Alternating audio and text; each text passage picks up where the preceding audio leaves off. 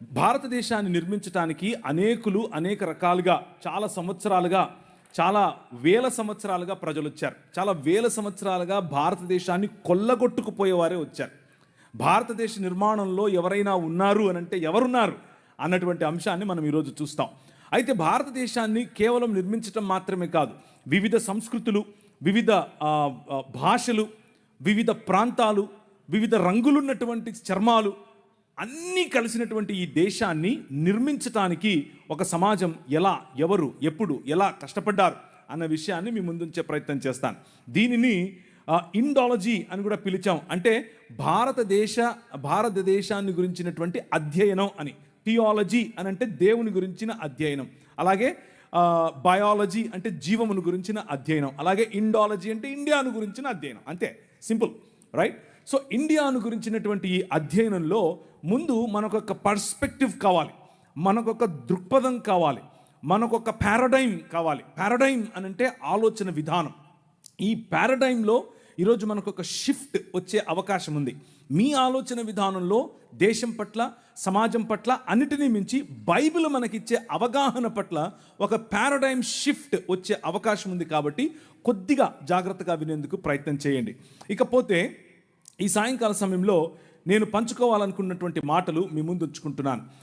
Screen పైన మీరు చూస్తే యోహాను సువార్త 18వ అధ్యాయం 36వ వచనం కనిపిస్తుంది. యేసుక్రీస్తు పిలాతు ముందు నిలబడుకుని ఆయన మాట్లాడుతున్నాడు. గ్రేకో రోమన్ ఎంపైర్ అనంటే గ్రేకో రోమా సామ్రాజ్యం. ఆ సామ్రాజ్యం ప్రపంచమంతా విస్తరించినటువంటి సామ్రాజ్యం. రవి అస్తమించని బ్రిటిషు సామ్రాజ్యం అని మొన్న చెప్పుకున్నటువంటి వీళ్ళు రాక మునుపే అప్పుడెప్పుడో ప్రపంచంలో సూపర్ పవర్గా నిలిచింది గ్రేకో రోమన్ ఎంపైర్. ఆ గ్రేకో రోమన్ ఎంపైర్లో కైసర్ అగస్టస్ అనే ఆయన అందరినీ కలుపుకుంటూ వచ్చాడు. అందరికీ 10 రకాలైనటువంటి వాగ్దానాలు చేశాడు. అందులో ప్రధానమైన 3 వాగ్దానాలు: మీకు రోమన్ సిటిజన్షిప్ ఉంటే పీస్ ఇస్తున్నాను, మీకు రోమన్ సిటిజన్షిప్ ఉంటే రక్షణను ఇస్తున్నాను, మీకు రోమన్ సిటిజన్షిప్ ఉంటే జస్టిస్ అనగా న్యాయం ఇస్తున్నాను. ఈ 3 మాటలు చెప్పి అనేకులను ఆకర్షించాడు. అనేక రాజ్యాలు రోమాలో కలిశాయి. ఆ రోజులో ఉన్నటువంటి మాట all roads lead to Rome. అన్ని మార్గాలు లాస్ట్కి ఎక్కడికి వెళ్తాయి? రోముకే వెళతాయి. కైసర్ అగస్తస్ ఈ విజయాన్ని సాధించిన తరువాత ఈయన నిజానికి దౌత్యపరంగా ఎక్కువ విజయాలు సాధించాడు. కొట్లాటల కంటే కూడా, లేకపోతే యుద్ధాల కంటే కూడా దౌత్యపరమైన యుద్ధాలు ఎక్కువగా, అంటే ఒత్తిడి తీసుకుని వచ్చి ఇలాంటి ఆఫర్స్ ఇచ్చి అనేకులను తనతో కలుపుకున్నాడు. ఆయన కుమారుడు, ఆయనకు కొడుకులు లేకపోతే ఒక కొడుకును దత్తత తీసుకున్నాడు. ఆయన పేరు కైసర్ తిబేరియస్. ఆ కైసర్ తిబేరియస్ని దత్తత తీసుకున్నప్పుడు ఇవాంజెలియోన్ వేయించాడు. ఇవాంజలిజం అని మనం మాట్లాడతామే, ఆ పదం అక్కడి నుంచే వచ్చింది. ఇవాంజెలియోన్ అంటే అర్థం ఏంటంటే డప్పు తీసుకుని మొత్తం ఊళ్ళన్నీ తిరిగి మనకు రాజు పుట్టాడు అని చెప్పటమే ఇవాంజెలియోన్ అంటే. మనకొక రాజు కలిగాడు అని చెప్పటం. మన రాజుకు కొడుకులు లేరు అని బాధపడ్డాం కదా, ఇదిగో మన రాజుకు కొడుకు పుట్టాడు అని చెప్పటం. అప్పటి నుంచి కైసర్ తిబేరియస్ తన కుమారుడు, తన తండ్రి అయినటువంటి కైసర్ అగస్తస్ చనిపోయిన తర్వాత తన విగ్రహాలు ఎక్కడ పడితే అక్కడ విగ్రహాలు పెట్టించి ఒక కొత్త కల్ట్ మొదలైంది. ఒక కొత్త కల్ట్, దాన్నే కైసర్ కల్ట్ అని పిలిచారు. The religion of Caesar, Kaiser మతం. ఈ కైసరు మతంలో Kaiser Augustus is god or deified Caesar. దేవుడిగా మారినటువంటి కైసరు కుమారుడైనటువంటి కైసర్ తిబేరియస్ దేవుని కుమారుడు. That was the gospel that they were preaching. ఆ రోజుల్లో వాళ్ళు ప్రచారం చేస్తున్నటువంటి ఈ సువార్త ఇది. మనకు దేవుడైనటువంటి మన రాజుకు కుమారుడు, దైవ కుమారుడు అని కైసర్ అగస్తస్ యొక్క కుమారుడైన కైసర్ తిబేరియస్ను చూపిస్తున్నారు. ఆ క్రమంలో కైసర్ తిబేరియస్ కాదు, ఐ యామ్ ద కింగ్ అని నిలబడ్డాడు నీ రాజు. ఐ యామ్ ద కింగ్ అని నిలబడినప్పుడు వచ్చిన రాజును పట్టుకొని వచ్చి బట్టలు ఉడదీసి కొట్టి ఆయన నెత్తి మీద ముళ్ళ కిరీటం పెట్టి ఇప్పుడు నిలబెడుతూ మాట్లాడుతూ ఉంటే పిలాతు మాట్లాడుతూ ఉన్నాడు. పిలాతు is the representative of this Graeco Roman empire. ఈ మహా సామ్రాజ్యానికి ప్రతినిధి పిలాతు నిలబడుకుని మాట్లాడుతున్నాడు. ఇప్పుడు ప్రభు అయిన యేసు క్రీస్తుతో అడిగాడు, ఏమయ్యా యూదుల రాజుకు క్రీస్తువు నీవేనా? ఎస్, నువ్వన్నట్లే ఐ యామ్ ద కింగ్ అని చెప్పాడు. అవునా? నీకు విషయం తెలుసా? అయితే నా దగ్గర నిన్ను విడిచిపెట్టడానికి అధికారం ఉంది తెలుసా అని అన్నాడు. ఈయన అన్నాడు, స్మైల్ కొట్టాడు, నీకు అర్థం కావట్లేదు, నేను వచ్చిందే ఈ రోజు కోసం, నేను వచ్చిందే మరణాన్ని చంపటం కోసం, నువ్వేంది నన్ను విడిచిపెట్టేది? నేను ఇస్తే తప్ప అధికారం నీకు లేదు, పైనుంచి ఇస్తే తప్ప అధికారం నీకు లేదు. నేను పైనుంచి దిగి వచ్చిన వాడను, సమస్త రాజ్యాలను ఒక్క రాజ్యంగా చేయటానికి, సమస్త రాజ్యాలపైన ఏలుబడి చేస్తున్న మరణాన్ని చంపటానికి వచ్చాను. ద కింగ్ ఈజ్ హియర్ అని చెప్పాడు. The king is here. అయితే my kingdom is not of this world. ఈ లోక సంబంధమైన రాజ్యం కాదు. నువ్వు అనుకుంటున్నట్లు కత్తులు కటారులు తీసుకుని, నువ్వు అనుకుంటున్నట్టు మీ నాయన చేసినట్లు దౌత్యపరమైన ఒత్తిడి తీసుకొచ్చి, లేకపోతే ఇంకేదో 11వ అధ్యాయం దానియేలు గ్రంథంలో ఒక లిస్ట్ ఉంటుంది, ఎవరెవరు ఎలా పరిపాలిస్తారు. కొందరు దోపుడు సొమ్ము పంచటం ద్వారా పరిపాలిస్తారు, కొందరు కోయలిషన్ గవర్నమెంట్ ద్వారా పరిపాలిస్తారు, కొందరు ఇచ్చకపు మాటలతో పరిపాలిస్తారు, కొందరు ఇచ్చిపుచ్చుకోవటం ద్వారా పరిపాలిస్తారు, కొందరు కులం ద్వారా పరిపాలిస్తారు, కొందరు విభజించి పాలిస్తారు, కొందరు అనేకమైనటువంటి విగ్రహారాధన కారణం చేత పరిపాలిస్తారు. అలా పరిపాలించేవారు అనేకులు. భయపెట్టి పరిపాలించేవాడు ఒకడు, శూరత్వంతో పరిపాలించేవాడొకడు. ఇలాంటి పరిపాలనా పద్ధతులు లోకములో చాలా ఉన్నాయి. ఇది లోక మర్యాద. కానీ ఈ రాజ్యం, నీ రాజు స్థాపిస్తున్నటువంటి రాజ్యం, ఈ అన్ని పద్ధతులకు అతీతమైనటువంటి ఆలోచన. ఆ ఆలోచన ఒక్క మానవ సమాజం అనే ఆలోచన, ఆ ఆలోచన ఒక్క క్రీస్తు శరీరం అనే ఆలోచన. ఆ ఆలోచన తిరిగి వాదులాడేది కాదు, తిరిగి దెబ్బలాడేది కాదు, క్షమించేది. తండ్రి, వీరేం చేస్తున్నారో వీరికి తెలీదు, వీరిని క్షమించు అని తన గడ్డము పీకిన వాడిని, పిడిగుద్దులు గుద్దిన వాడికి, తరువాత ఆయనను దాన్ని ఏమంటారు, చాల్కొడితో కొట్టిన వాడిని, ఆయన మోసుకొని పోతున్నటువంటి సిలువ భారం ఇంకా పెంచాలని ఆలోచించే వారిని చూసి అన్నమాట. అది 23వ అధ్యాయం మత్తయి సువార్తలో అంటున్నాడు. పరిసయ్యులు మరియు అక్కడ ఉన్నటువంటి ఈ పాఖండులు, లేకపోతే హిపోక్రైట్స్, పైకొకటి లోపలొకటి ఉన్నటువంటి వారు అంటున్నాడు, woe to you scribes and Pharisees, hypocrites, for you tithe mint, dill and cumin and have neglected weightier matters. మీకు అవసరమైనటువంటి వాటిని మాత్రమే పట్టుకుంటున్నారు. దీంట్లో కొత్తిమీరలో 10వ వంతు ఇవ్వండి, మీ పుదీనాలో 10వ వంతు ఇవ్వండి. మీ మతం పట్టి సస్తున్నారు మీరు. కానీ చేయాల్సిందేమిటి? జస్టిస్, న్యాయం, మర్సీ, కనికరం, ఫెయిత్ ఆర్ దీన మనస్సు కలిగినటువంటి, నేను కాదు రాజు, నువ్వే రాజు అన్నటువంటి ఆలోచన. That is the kingdom of God. అది దేవుని రాజ్యం. ఇది మన నేషనలిజం. ఇది ఈ ఆలోచనను బట్టి మనం ప్రపంచములను ఆశీర్వదిస్తాం. న్యాయం ప్రతి ఒక్కరికి, కనికరం ప్రతి ఒక్కరికి, ఆయన రాజ్యం ప్రతి ఊళ్ళో, ఆయన రాజ్యం ప్రతి దేశంలో, ఆయన రాజ్యం ప్రతి తెగలో. రోమీయులకు రాసిన పత్రిక, దేవుని రాజ్యము, for the kingdom of God is not eating and drinking, but the kingdom of God is righteousness, peace and joy in the Holy Ghost. That is the kingdom of God. దేవుని రాజ్యము అనంటే తినడం తాగడం కాదు. దేవుని రాజ్యము అనంటే ఏంటి? నీతి, సమాధానము మరియు పరిశుద్ధాత్మనందలి ఆనందము. This is the basis. ఇది మనకు పునాది. ఈ పునాది పైన ఆయన తన రాజ్యాన్ని కడుతున్నాడు. ఈ పునాది పైన ఆయన తన ప్రజలను కడుతున్నాడు.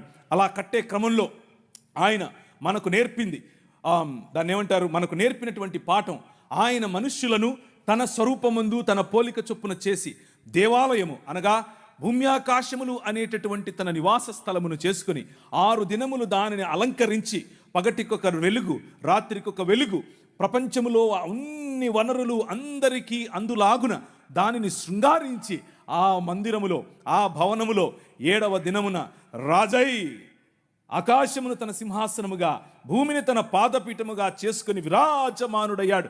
నీ రాజు. ఆ రాజు నిన్ను పిలిచి అన్నాడు, యు ఆర్ మై రిప్రజెంటేటివ్. నువ్వు నా ప్రతిబింబం, నువ్వు నా ప్రతినిధి, నువ్వు నా ప్రతిమ. గో, వెళ్ళు, రాజ్యం చెయ్యి అని అన్నాడు. ఏంటా రాజ్యం? ఫలించు, అభివృద్ధి చెందు, విస్తరించు, భూమిని నిండించు, దాని మీద ఏలుబడి చేయి అని అన్నాడు. ఎలా ఏలుబడి చేయాలి? తల్లిదండ్రుల వంటి స్థానం నీకు ఇస్తున్నాను, ప్రతి వాటికి పేర్లు పెట్టే అధికారం నీకు ఇస్తున్నాను అని అంటే, కీర్తనల గ్రంథం 8లో చెప్పినట్లుగా ఆయన తన మహిమను మకుటముగా చేసి మనకు ధరింపజేసి తన చేతి పనులైనటువంటి భూమి ఆకాశముల మీద మనకు అధికారమునిచ్చి ఏలండ్రా అనంటే ఈ లోక మర్యాదకు పడిపోయాం. ఈ లోక మర్యాద అనగా అంధకార సంబంధమైన దురాత్మ సమూహముల యొక్క అధికారము, అవి చెప్పిన మాటలు విన్న కారణం చేత మన కార్పొరియల్ రిప్రజెంటేటివ్, మన ఫెడరల్ రిప్రజెంటేటివ్ అయినటువంటి ఆదాము, మనుష్య సమాజమునకు గుర్తు అయినటువంటి ఆదాము ఆ చేసిన నిర్ణయం కారణం చేత అందరము అంధకార సంబంధమైన దురాత్మ సమూహముల యొక్క రాజ్య భాగస్థులము అయ్యాం. దాన్నే ఒరిజినల్ సిన్ అంటారు. దాన్నే మూల పాపము లేకపోతే స్వభావ సిద్ధమైన పాపము అని అంటారు. Choosing the world and rejecting God, దేవుణ్ణి రిజెక్ట్ చేయటం. మనుష్య సమాజము మూకుమ్మడిగా దేవుణ్ణి రిజెక్ట్ చేసిన కారణం చేత ఆయన ఊరుకుండలేదు. ఆయన నా సన్నిధిని మళ్ళీ మీకు ఇస్తాను, నేను మళ్ళీ మిమ్మల్ని నా కుటుంబంగా చేసుకుంటాను, నేను మళ్ళీ మిమ్మల్ని నా కుటుంబంలో భాగంగా చేసుకోవటానికి నేను ఒక ప్రణాళికను వేశాను అని అన్నాడు. భూమి ఆకాశముల మధ్య కలిగినటువంటి ఈ అగాధాన్ని ఆయన తీసివేయాలనుకున్నాడు. అందులో భాగంగా ఆయన 5 రకాలైనటువంటి కవనెంట్స్, 5 రకాలైనటువంటి వాగ్దానాలు చేశాడు. 5 ఒకే వాగ్దానము 5 వేరు వేరు సార్లు వేరు వేరు సూపర్ పవర్స్ మధ్య చేశాడు. ఆయన ప్రతి దేశమును ఆశీర్వదించాలని, ప్రతి వంశమును ఆశీర్వదించాలని, ప్రతి గడ్డను ఆశీర్వదించాలని, ప్రతి బిడ్డను ఆశీర్వదించాలని పూనుకున్న కారణం చేత ఆయన నిమ్రోదు సమయంలో నోవహును ఎన్నుకున్నాడు. మెసపటోమియా సమయంలో అనగా నిమ్రోదు సమయంలో ఆ రోజుల్లో సూపర్ పవర్ నిమ్రోదు సమయం. ఆ నిమ్రోదు సమయంలో ఉన్న సూపర్ పవర్ మధ్య నోవహును ఎన్నుకున్నాడు. ఆ తర్వాత వచ్చినటువంటి సూపర్ పవర్ మెసపటోమియా సివిలైజేషన్. ఆ మెసపటోమియా నాగరికతలో అబ్రహామును ఎన్నుకున్నాడు. నీ ద్వారా ప్రపంచాన్ని ఆశీర్వదిస్తానని చెప్పాడు. ఆ తర్వాత వచ్చినటువంటి సూపర్ పవర్ ఈజిప్ట్.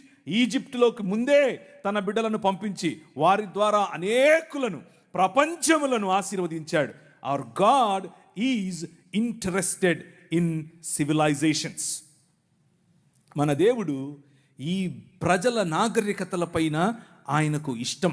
ప్రజల నాగరికతలలో ఒకరు విర్రవీగి ఐ యామ్ ద కింగ్ అనంటే పళ్ళు రాలగొట్టడానికి రెడీగా ఉంటాడు, కొమ్ములుంచటానికి రెడీగా ఉంటాడు.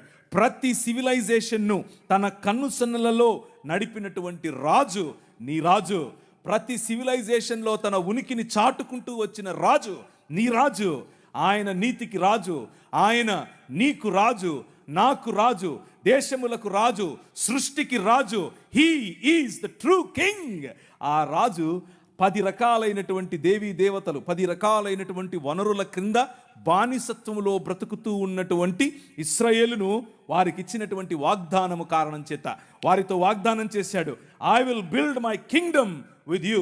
నీ ద్వారా, నీతో నేను ఒక రాజ్యం కడతాను. Let my people go. నా పిల్లలను పంపించు, నా జ్యేష్ఠ కుమారుని పంపించు అని అంటే ఫరో అన్నాడు, లేదు లేదు అట్లా పంపిస్తాను, నేను రాజు అని అన్నాడు. నువ్వు రాజా చూస్తూ గానీ, నువ్వు రాజా లెక్క పెట్టుకో అని అన్నాడు. 10 రకాలైన తెగుళ్ళు. వద్దురా బాబు వెళ్ళిపోండి మీరు అనేంత వరకు, వద్దు మళ్ళీ రావద్దు అనేంత వరకు వాళ్ళు వెళుతూ ఉంటే ముందు సముద్రం, వెనకల ఈయన సైన్యం. ఏం చేయాలి?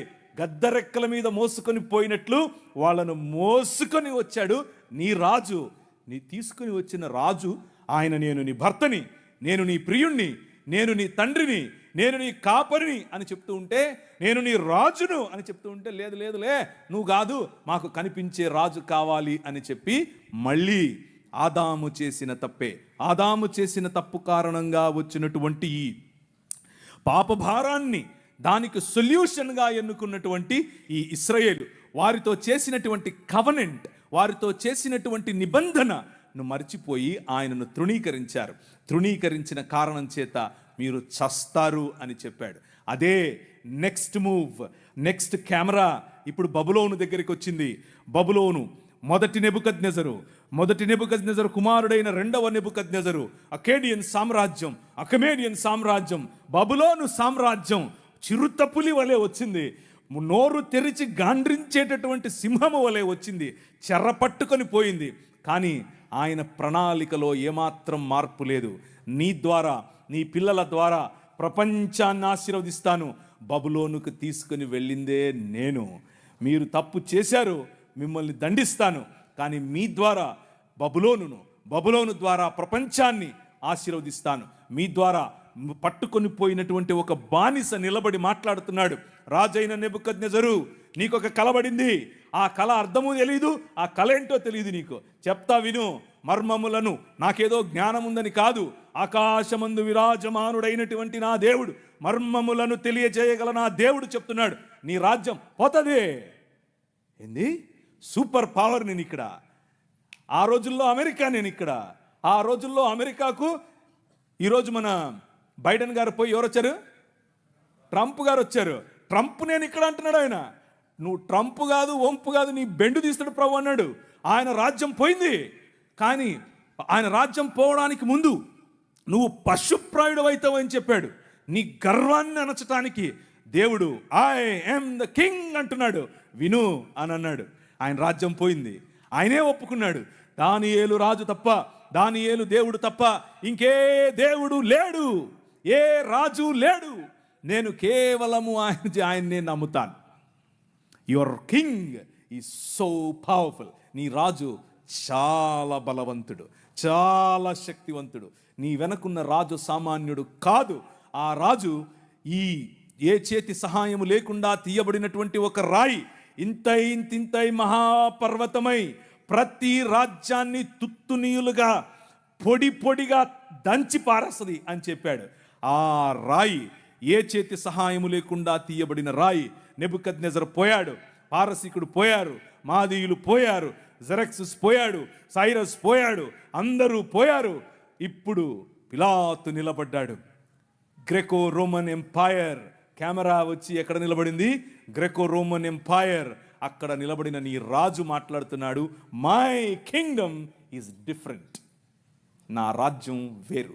ప్రతి దేశాన్ని ఆశీర్వదించే రాజ్యం నా రాజ్యం. నా రాజ్యం ప్రతి రాజ్యాన్ని, ప్రతి దేశాన్ని, ప్రతి భాషను, ప్రతి మతానికి చెందినవాడిని, ప్రతి కులానికి చెందినవాడిని, ప్రతి స్త్రీని, ప్రతి పురుషుణ్ణి, ప్రతి బానిసను, ప్రతి యజమానిని, అందరి కోసం వచ్చిన రాజ్యం. అది ఏ చేతి సహాయము లేకుండా తీసిన రాజ్యం. ఆ రాజ్యం ఇంతింతై మహాపర్వతమై ఎక్కడికి వచ్చింది? కాకినాడ ప్రాంతానికి వచ్చింది. ఎక్కడికి వచ్చింది? రాజమండ్రి ప్రాంతానికి వచ్చింది. ఎక్కడికి వచ్చింది? ఈ ఊరికి వచ్చింది. ఈ ఊర్లో పడింది ఈ రాజ్యం. వెలుగుమయమైన రాజ్యం. ప్రపంచములకు వెలుగివ్వగల నల్లట్ట పుస్తకం ఇచ్చే రాజ్యం. ఈ నల్లట్ట పుస్తకం అని అంటా ఉంటారు. కానీ ఈ నల్లట్ట పుస్తకం ఏం చేసిందో తెలుసా? రాజ్యములను కంపింపచేసింది. ప్రజలలో మార్పును తీసుకొని వచ్చింది. ఆ ప్రజలలో తీసుకొని వచ్చినటువంటి మార్పును కొద్దిగా మీ ముందుంచే ప్రయత్నం చేస్తాను. దాన్ని ఏమంటారు, ఒక కంపారిటివ్ స్టడీగా మీ ముందుంచితే ఈ రాజ్యానికి ఇంకా మిగిలిన వాళ్ళు చెప్పే రాజ్యాలకు ఉన్నటువంటి తేడా మీకు తెలుస్తుంది. రాజ్యం ఆ రోజుల్లో స్వరాజ్యం నా జన్మ హక్కు అని ఒక ఆయన అన్నాడు. ఏం పేరు ఆయన పేరు? అట్లా చెప్పకూడదు, లోకమాన్య తిలక్ అని చెప్పాలి. ఏంటా స్వరాజ్యం అని అడిగారు. ఏంటా స్వరాజ్యం అనంటే బ్రాహ్మణుడై ఉండే స్వరాజ్యం కావాలి, క్షత్రియుడై ఉండే స్వరాజ్యం కావాలి, శూద్రుడులాగే పడుండే స్వరాజ్యం కావాలి.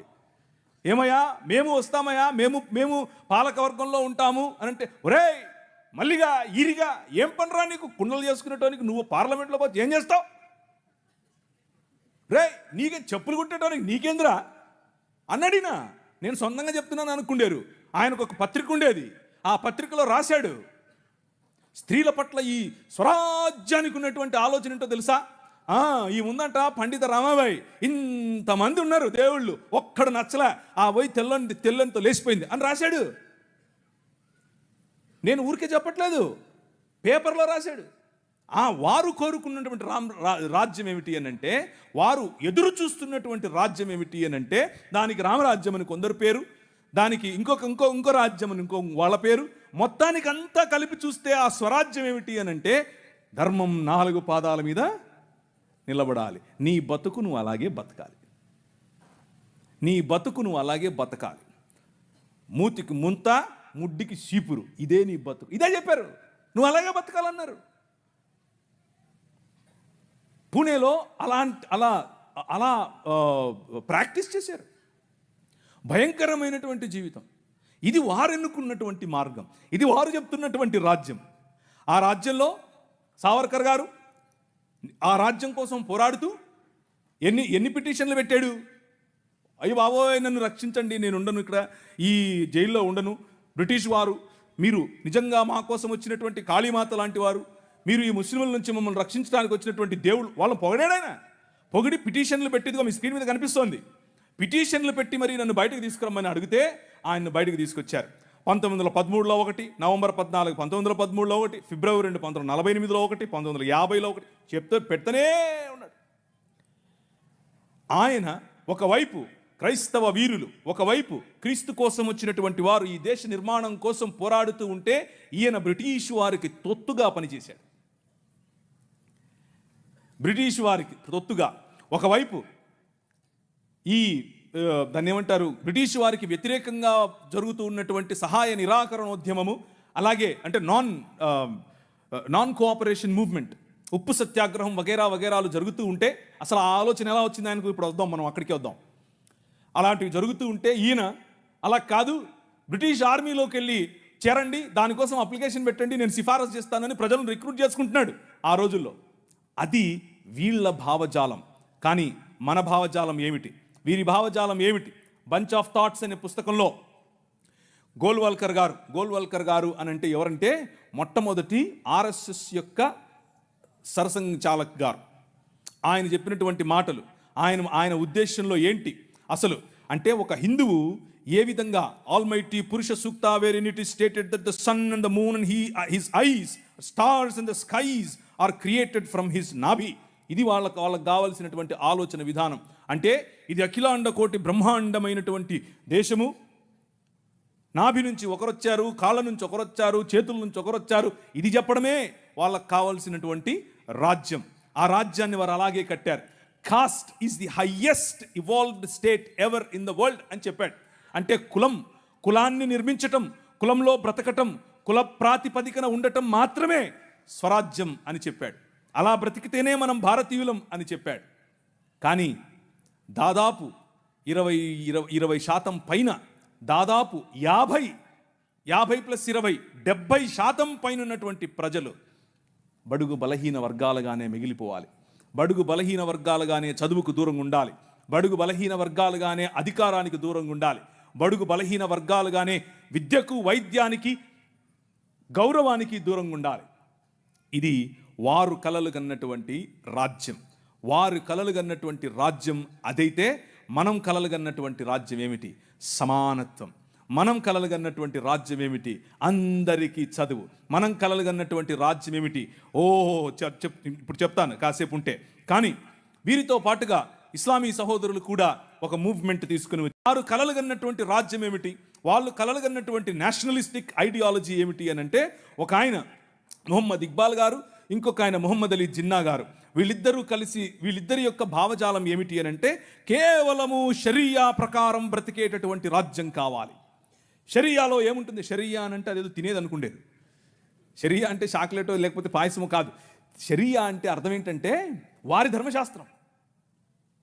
షరియా లా ప్రకారం బ్రతికేందుకు ఒక రాజ్య నిర్మాణం చేయాలి అని వారు కలలు కన్నారు. ఇంతకు ఏంటి షరియాలో? అవును ఉందాంలే, షరియా లాలో ప్రాబ్లం ఏంటి అని అనుకుంటున్నారా? నో. షరియా లాలో ఏముంటుంది అని అంటే, నువ్వు వేరే మతాన్ని ప్రాక్టీస్ చేస్తే నువ్వు బ్రతికుండటానికి పన్ను కట్టాలి. దాన్నే జిజియా పన్ను అని అంటారు. నువ్వు బతికుండటానికి పన్ను కట్టాలి. మొదట అస్సలాము అలైకుం అని ఆయన అనడు, నువ్వే అనాలి. అనకపోతే జైలు. నువ్వు రోడ్డు మీద నడుచుకుంటూ వస్తూ ఉంటే అవతల నుంచి మౌలవీ సాబ్ వస్తుంటే నువ్వు కిందికి దిగాలి. ఎక్కడో విన్నట్టుందా? ఇది సనాతనంలో ఉండేదే. ఇది కూడా కొత్తదేం కాదు. వాళ్ళు ఇక్కడ నుంచి కాపీ కొట్టిందే. ప్రతి ఒక్కటి అక్కడి నుంచి తీసుకొచ్చి వీళ్ళు ఒక లా అని పెట్టి దానికి షరియా అని పేరు పెట్టారు. ఇప్పుడు ఒక 5-6 నిమిషాల తర్వాత చెప్తాను ఇంకా ఏమేమి ఉంటాయో అక్కడ. సో ఇస్లాం ప్రకారంగా వారు స్థాపించాలనుకుంటున్నటువంటి రాజ్యాలు, మీరు అనేకులు మిడిల్ ఈస్ట్కి వెళ్ళి పనిచేసే వాళ్ళు బహుశా మీలో ఉన్నారు.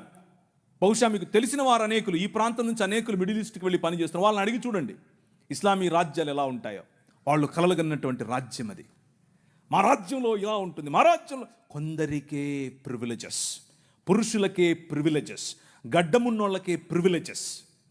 అలాంటి రాజ్యం యొక్క కలలు వాళ్ళు కన్నారు. కానీ ఈ దేశ నిర్మాణం చేసినటువంటి క్రైస్తవ సమాజం, ఈ దేశ నిర్మాణం చేసినటువంటి క్రైస్తవ సమాజం కలలుగన్నటువంటి రాజ్యం స్క్రీన్ మీద మీకు కనిపిస్తూ ఉంది. 1807లో abolishment of the slavery act నీ రాజు తీసుకొచ్చాడు. జోగిని అనే వ్యవస్థను కూల్చడానికి నీ రాజు తీసుకొచ్చాడు. 1930లో ముత్తులక్ష్మిరెడ్డిని నిలబెట్టి మెడ్రాస్ లెజిస్లేటివ్ కౌన్సిల్లో ఈ దేవదాసి వ్యవస్థను నాశనం చేయటానికి, దాన్ని తీసి పారేయండి అని పిల్లు పెట్టింది. నీ రాజు పంపగా వచ్చిన వ్యక్తులు ఆంధ్ర జోగిని యాక్ట్ మనం తీసుకొచ్చాం. ఇంగ్లీష్ ఎడ్యుకేషన్ ఫర్ ఎవ్రీబడి, ప్రతి ఒక్కరికి 1835 మనం తీసుకొచ్చాం. 1795 రైట్ టు ప్రాపర్టీ, అంతకుముందు ఎవరు భూములు కొనటానికి లేదు. బడుగు బలహీన వర్గాలు భూములను స్వాధీనం చేసుకునేవాళ్ళు. నీకేంద్ర రే మల్లిగా అనేవాళ్ళు, నువ్వెవర రే ఈరిగా అనేవాళ్ళు, నువ్వెవర రే బయటుండు, నువ్వు మా ఇంటికి రావద్దు, నీ నీడ పడద్దు అన్నారు. కానీ నీ రాజు నీకు అధికారం ఇచ్చాడు. భూమి కొనుక్కునే అధికారం, భూమిలో పండించుకునే అధికారం, పండించిన దాన్ని తినే అధికారం నీది. అంతకు ముందేమయ్యేది, భూమి తీసుకుని కష్టపడి మంచిగా పనిచేసి ఇంత పండు పండిన తర్వాత వస్తాడు అయ్యగారు, ఏట్రా ఇది ఏంటి బాబండింది, అమ్మగారికి కావాలంటే ఇచ్చిరాపో అంటే నోరు మూసుకొని ఇవ్వాలి అంతే. అదే చట్టం. కానీ ఈరోజు అది కాదు. నువ్వు పండించింది నువ్వు తింటావు, నువ్వు పండించింది నీ పిల్లలు తింటారు, నువ్వు పండించింది ధైర్యంగా నీకోసం పెట్టుకుంటావు, పొదుపు చేసుకుంటావు. కారణం ఏమిటి? నీ రాజు, రాజులకు రాజు, ప్రభువులకు ప్రభువు, కైసర్ అగస్తస్ మరియు కైసర్ తిబేరియస్ల ప్రతినిధి అయిన పిలాతు ముందు నిలబడుకొని నా రాజ్యము నీ రాజ్యము లాంటిది కాదని చెప్పాడే ఆ రాజు. Right to property, right to education, abolishing killing children, చిన్న పిల్లలను కొనుక్కొని వెళ్ళేవాళ్ళు. ఆయన ఒకసారి రాశారు, ఈ దాన్ని ఏమంటారు, కాటన్ గారు ఆయనకు రాసినటువంటి కాటన్ గారి గురించి రాసినటువంటి ఒక పుస్తకంలో ఇలా రాసిందట. ఏంటంటే వాళ్ళ ఇంట్లో పనిచేసేటట్టు ఒక ఆయమను వచ్చి ఒక ₹1/2 ఇవ్వమ్మా అని అడిగింది. ఆ రోజుల్లో ₹1/2 ఎందుకమ్మా అంటే, నేను వెళ్ళి రాజమండ్రిలో ఒక ఆడపిల్లను కొనుక్కొచ్చుకుంటాను అంటుంది. ఏంటి కొనుక్కొచ్చుకుంటావా? ఎందుకు? అది మన పరిస్థితి ఆ రోజుల్లో. పిల్లలు నమ్ముకునేటటువంటి బతుకులు, తినటానికి లేని బతుకులు, పిల్లలు నమ్ముకునేటటువంటి బతుకుల నుండి నీ రాజు, నువ్వు అమ్మటానికి వీలు లేదు, నువ్వు చంపటానికి వీలు లేదు. నిర్మాణం కట్టాలంటే పిల్లల్ని చంపరారు, ఏదైనా రోడ్డు వేయాలంటే పిల్లల్ని చంపుతారు, రక్తం పడాలంటారు. ఇలా పిల్లలను, మన పిల్లలను చంపుతూ ఉంటే ఆపింది నీ రాజు. రైట్ టు ఎడ్యుకేషన్ 1913, నువ్వు పెళ్లి చేసుకుంటే నీ భార్య 7 రాత్రులు బ్రాహ్మణుడితో పడుకోవాలి. ఇది ఈ దేశ చట్టం. నువ్వు నల్లగా ఉన్నావట, నీకు దాన్ని ఏమంటారు బట్టతలు ఉందంట, రింగులు ఎంటుకలు ఉన్నాయంట, కాబట్టి నువ్వు దాసుడివి, దస్యుడివి, నువ్వు రాక్షసుడివి, నువ్వు మ్లేచ్చుడివి. కాబట్టి నీ జీవితాన్ని మార్చాలంటే, కాబట్టి నీ వంశాలు మంచిగా మారాలంటే బ్రాహ్మణుడితో నీ భార్య పడుకోవాలి. కలిగే పిల్లలు ఎలా ఉంటారు? అప్పుడు ఆర్యీకరణ జరుగుతుంది. కృణ్వంతో విశ్వమార్యం అన్నారు. అంటే అర్థం ఏంటి? ఈ ప్రపంచం మొత్తాన్ని కూడా ఆర్యీకరణ చేయాలి అన్నది వారి రాజ్య కళ. The kingdom of Rama, but the kingdom of God, దేవుని రాజ్యం ఏమన్నా తెలుసా? ఎవరితో పడుకోవక్కర్లేదు. My blood is enough, I will cleanse you from all sin. ప్రతి పాపము నుండి యేసు రక్తము నిన్ను కడిగి పరిశుద్ధనిగా చేస్తుంది. ఎవరి దగ్గర పడుకోవక్కర్లేదు. మనం ఈ దేశానికి ఒక చట్టం ఇచ్చాం. ఏం చట్టం ఇచ్చాం? 1819లో. ఇదంతా నేను సుత్తి కొడుతున్నా అనుకున్నారా? చట్టం ఇది. ఒక్కసారి చరిత్ర తిరిగేయండి. ఇదంతా నీ రాజు చేశాడు ఈ దేశానికి. నీ రాజు తీసుకొచ్చాడు. నల్లట్ట పుస్తకం మోసుకొచ్చిన వాళ్ళు కష్టపడి పిల్లులు వేసి, రిట్ పిటిషన్లు వేసి, నిలబడి కొట్లాడి నీకు ఇచ్చిన హక్కిది. That is the kingdom of God. No discrimination, right to sit, abolishing child marriages. ఇలా చెప్పుకుంటూ పోతే ఎన్ని చట్టాలు చేసాం మనం. రైలు మనది, పోస్ట్ ఆఫీస్ మనది, ఐఏఎస్ తెచ్చింది మనం, ఐపీఎస్ తెచ్చింది మనం, తెలుగు భాషను మ్లేచ్ఛ భాష అన్నారు. అరే ఏం భాష మాట్లాడుతున్నాడు మ్లేచ్ఛుడా అంటే, తెలుగు భాషలో డిక్షనరీ, మొట్టమొదటి డిక్షనరీ మంది మీ నాయన రాజు, ద కింగ్. మనం ఇచ్చాం. CP brown, he was a machinery. ఆయన కలెక్టర్ మాత్రమే కాదు, మిషనరీ. తెలుగు భాష గద్య భాగంలో మొట్టమొదటి పేపర్ మనది. తెలుగు భాష గద్య భాగంలో మొట్టమొదటి పుస్తకం మనది. వీళ్ళకు వాళ్ళ సొంత రామాయణం మహాభారతాలు కూడా ట్రాన్స్లేట్ చేసుకునే దిక్కు లేదు. అది చేసింది మనమే. నిజం చెప్తున్నాను, నేను అబద్ధం చెప్పట్లేదు. మొట్టమొదటి ట్రాన్స్లేషన్స్ చేసింది కూడా మనమే. వాళ్ళు అది కూడా చేయరు. ఎందుకంటే విద్య పంచకూడదు. వాళ్ళ రాజ్యంలో విద్య పంచకూడదు. మన రాజ్యం అందరికీ విద్య, ప్రతి ఒక్కరూ చదవాలి. ఎందుకు?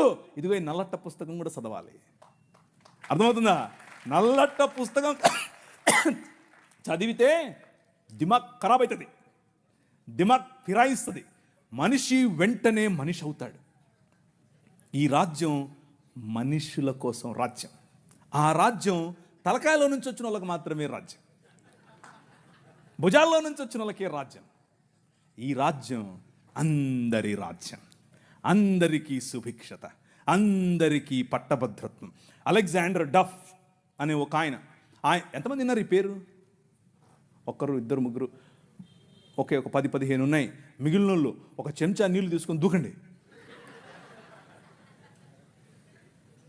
అలెగ్జాండర్ అంటే పొరపాటున మీరు ఆ గ్రీకు ఒక ఆయన వచ్చాడు గుర్రం వేసుకుని, ఆయన అనుకుంటారు. కాదు, ఈయన వేరే. అలెగ్జాండర్ డఫ్. ఈయన రవి అస్తమించని బ్రిటిష్ సామ్రాజ్యం పైన ఇన్ఫ్లుయెన్స్ తీసుకొచ్చాడు. ఏం ఇన్ఫ్లుయెన్స్ తెలుసా? నా పిల్లలు చదవాలి, మా భారతీయ పిల్లలు చదువుకోవాలి. వీళ్ళు అన్నారు, ఎందుకు, మాకు అవసరం లేదు, మీ పాశ్చాత్య విద్యతో మేమేం చేస్తాం, మేము మంత్రాలు చదువుతాం. ఆయన అన్నాడు, మంత్రాలకు చింతకాయలు నైరాల్తా హై. అలెగ్జాండర్ డఫ్, నో, చదవాలి, మన పిల్లలు చదవాలి, ఆంగ్ల భాషలో చదవాలి, ప్రతి భాషలో చదవాలి, తెలుగులో చదవాలి, తమిళంలో చదవాలి, బెంగాలీ కావాలి, పుస్తకాల తర్వాత పుస్తకాలు. ఈ అలెగ్జాండర్ డఫ్ యొక్క ఇన్ఫ్లుయెన్స్ కారణం చేత ఈశ్వరచంద్ర విద్యాసాగర్, అలాగే రాజా రామ్మోహన్ రాయ్ ఇలాంటి వాళ్ళు నిలబడి, ఎస్, మా పిల్లలు చదవాలి, మా పిల్లలు కూడా చదవాలి, మంత్రాలకు మేమేం చేసుకోవాలి, అవసరం లేదు, ఎల్లమ్మకు పుల్లమ్మకు పోయి మీరు చదువుకోండి అని యూనివర్సిటీస్ ఒకే సంవత్సరంలో, అటువైపు మెడ్రాస్ యూనివర్సిటీ, ఇటువైపు బాంబే యూనివర్సిటీ, ఇటువైపు శ్రీరాంపూర్ యూనివర్సిటీగా ఈరోజు ఏదైతే ఉందో బైబిల్ కాలేజ్ అనుకుంటున్నారో, అది ఆ రోజు కల్కటా యూనివర్సిటీ. 3 యూనివర్సిటీలు స్థాపించటానికి వెనకుండి పనిచేసింది ఈ అలెగ్జాండర్ డఫ్. ఈయన ప్రభావం, ఈయన ఇన్ఫ్లుయెన్స్ కారణం చేత మెకాలే అనే ఒక వ్యక్తిని ఈ దేశానికి పంపించారు. పోయి చూసి రాపో బాబు, అసలు చదువు అవసరమా లేదా. ఆయన ఇచ్చినటువంటి నివేదిక, ఎస్, అందరూ చదవాలి. ఇంతమంది కూర్చొని ఉన్నారు, బైబిల్ సంకలో పెట్టుకొని ఓ వెళ్ళిపోతున్నారు, బాగుంది. కానీ ఏడి ఒక్క అలెగ్జాండర్ డఫ్? మీ ఊరి ఎమ్మెల్యేని ఇన్ఫ్లుయెన్స్ చేసే దమ్ముందా నీ దగ్గర? మీ ఊరి ఎంపీ దగ్గర నిలబడుకొని మాకు ఇది కావాలి అని అడిగే దమ్ముందా నీ దగ్గర? అలెగ్జాండర్ డఫ్ నీకోసం కొన్ని 100 సంవత్సరాల క్రితం నీ పిల్లల కోసం ఆలోచించాడు. ఎలా కట్టాం మీ దేశాన్ని తెలుసా? దూరదృష్టి, దూరంచే యుద్ధవాసనను పసిగట్టడం. యోబు గ్రంథంలో రాసినట్టు, గుర్రమును చూచితివా, అది వాడి రౌతును తిరస్కరిస్తుంది, తలతలలాడు ఈటెలను మెలమెలలాడు ఆ బల్లెములను చూసినప్పుడు రా రా అని ఉద్దండ కోపముతో మిడతల వలె గంతులేసి ముందుకెళ్తుంది. యుద్ధం అంటే దానికి అంత ఇష్టం. ఏది, ఎక్కడున్నారు అలెగ్జాండర్ డఫ్లు? రైజ్ అప్, ఇంతవరకు పాట పాడారు. లే నిలబడు, లే నిలబడు. ఎప్పుడు నిలబడతావు ఇంక నువ్వు?